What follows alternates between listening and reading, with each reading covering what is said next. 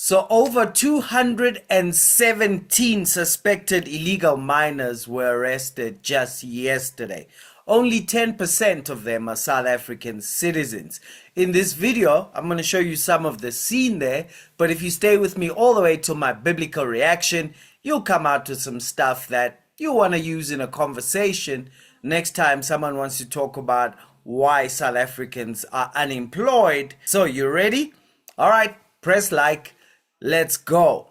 Westonaria, Gauteng Deputy Commissioner of the SAPS. We monitored the place. We use various electronic drones, chopper which can take video footages. Our intelligence was hard at work to ensure that we gather as more information as possible. Even the times when they operate and days of week which they are in majority. And after we realized that this is the right time to execute, this morning as early as 3 o'clock we started the operation. This operation is integrated. South African Police Service with its various units like Tactical Response, Public Order Policing, K9 units, the stations and the district teams, our mounted units that were ready and to execute, the South African National Defence Force, Sibanye Protection Services, and Fidelity Security Specialized Services. As you can see, this chopper, it's from Fidelity Security Services. They also brought drones from Fidelity, and Sibanye Protection Services provided drones. SAPS provided drones. Now the team that has been working together for almost 6 months, gathering information, monitoring the activities. Today, I think, is the day. Unfortunately, we didn't get firearms to the expected level. We managed to arrest over 198 people, all of them for illegal mining. And just brief breakdown, over 56 are Mozambicans, and about 4 are Zimbabwean nationals, and over 21 are South African nationals. And 4 of the South African nationals, one of them we found them in possession of ammunition, over 120 rounds of AK-47 rounds of ammunition.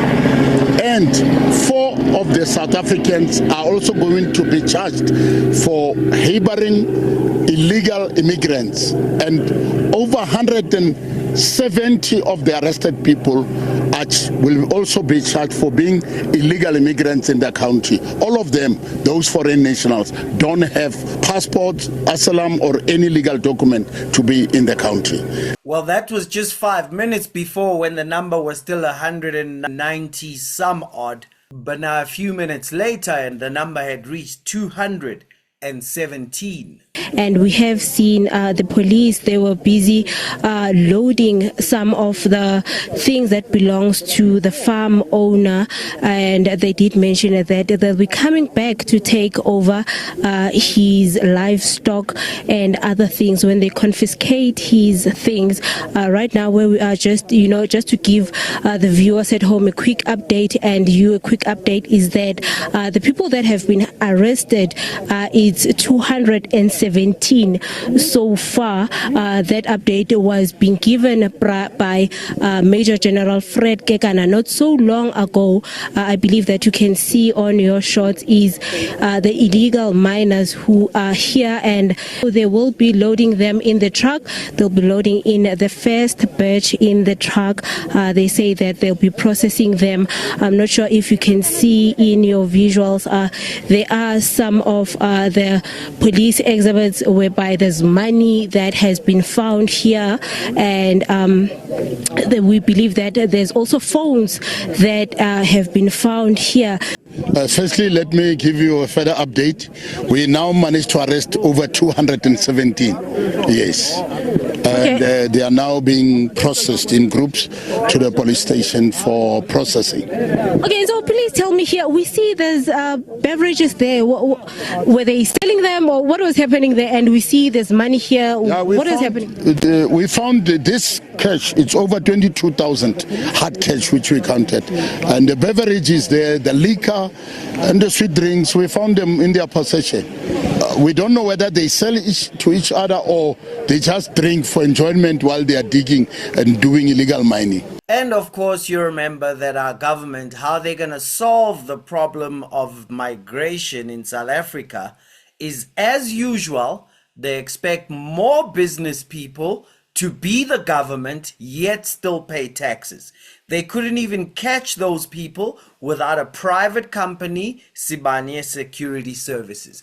They couldn't catch those people without a private company, Fidelity Securities. And what else does the state need us to do? It is the employers who don't only have to grapple with having profitable businesses, which, believe it or not, is actually very hard. So the government says, this is how we'll solve it. We will force every employer to be a border agent. What actually is currently in our law and what is expected of an employer or an employee? What is currently applicable is what the law as it stands.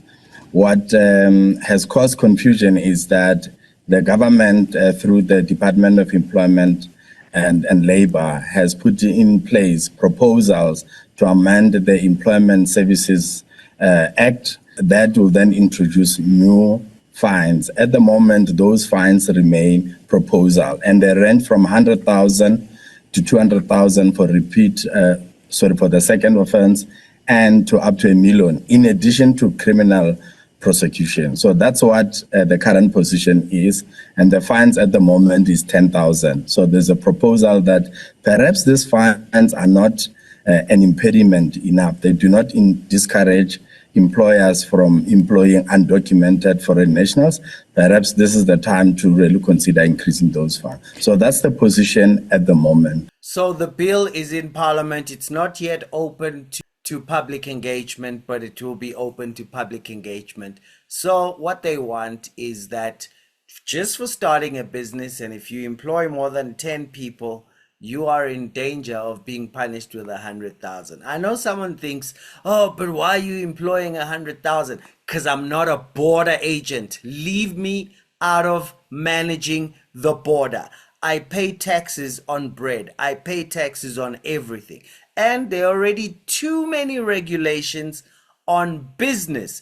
That's why people are unemployed. In fact, how did those people end up mining? Well, let me tell you what happened. South African government has passed regulation after regulation after regulation. They nationalized the mines pretty much in 2001 by removing property rights and then saying the state will license you. Ever since then, to get a license takes forever. You gotta fill in paperwork like crazy. And then finally, unless you have a corrupt comrade on your side, you're not gonna operate that mine. So what happened? Very simple. Business people left. Why? Because it's harder to run a legal mine and much easier to run an illegal mine.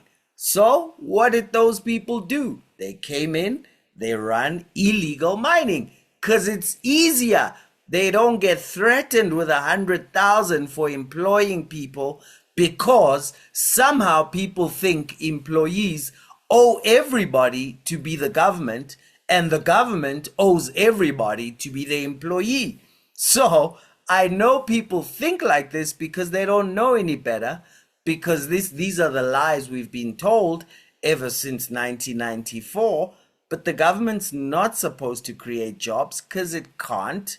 So when they talk about nationalizing banks, nationalizing mines, let me tell you something. 20 years ago, their parents were screaming and shouting and clapping when someone was telling them that they were going to be nationalizing the mine, nationalizing the banks, and the government is going to make sure it's all fair and nice.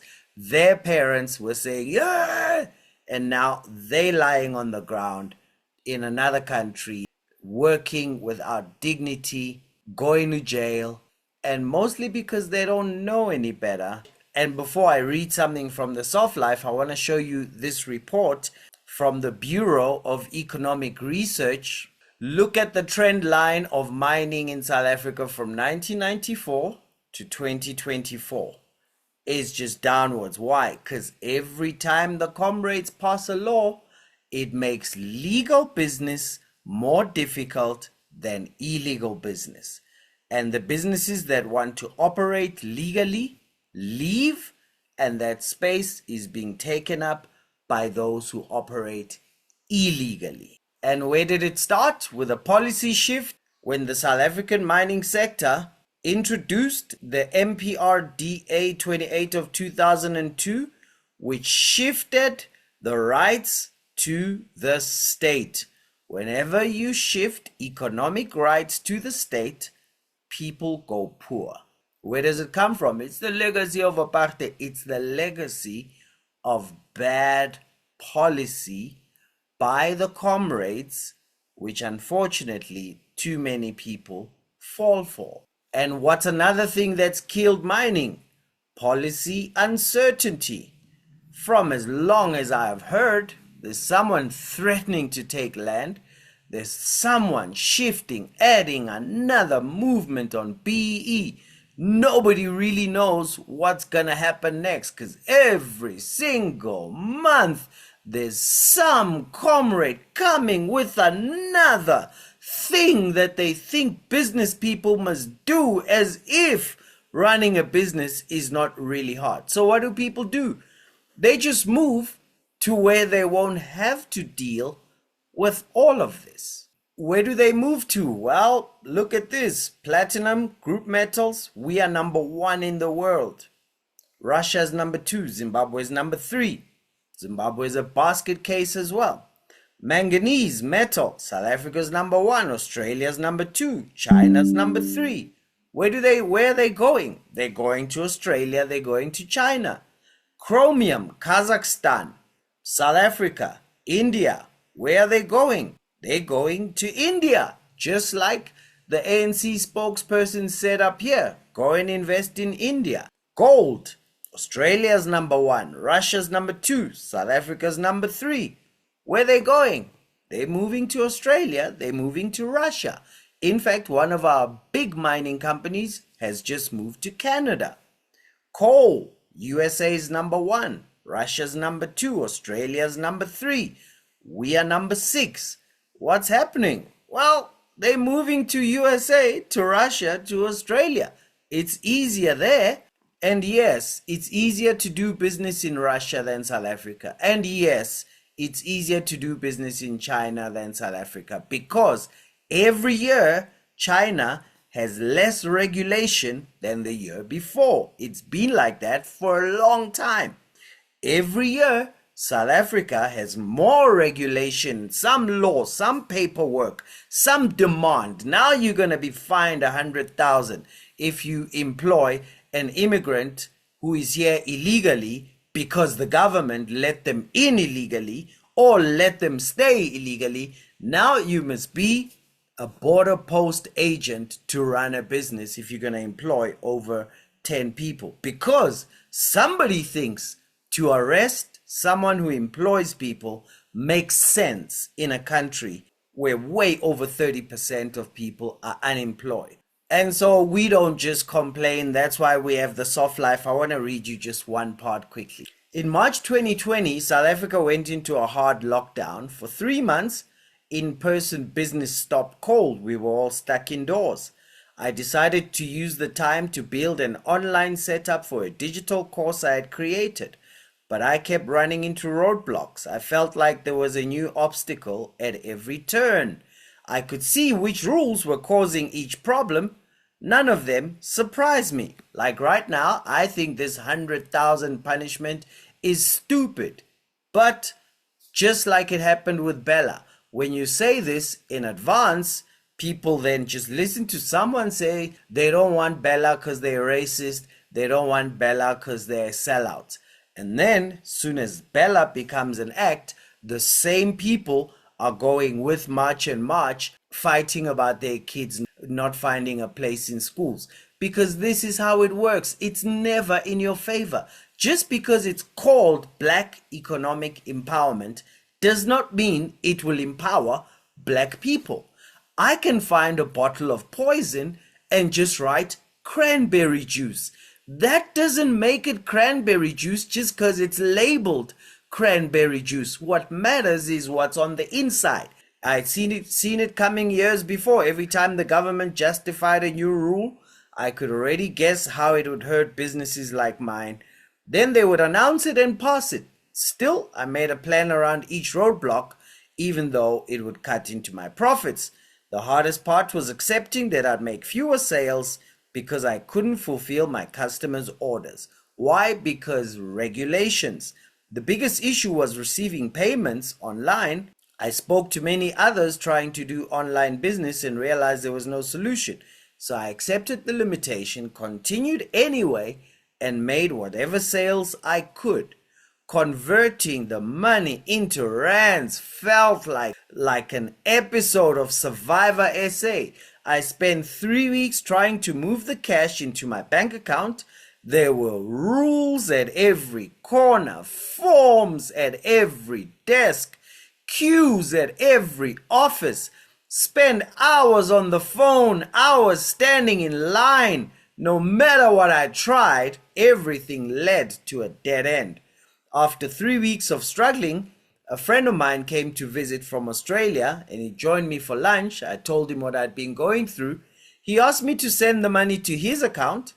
He moved it into his bank instantly. 3 minutes later, he withdrew it from the cash from an ATM. He did in 3 minutes what I couldn't do in 3 weeks. No paperwork marathon.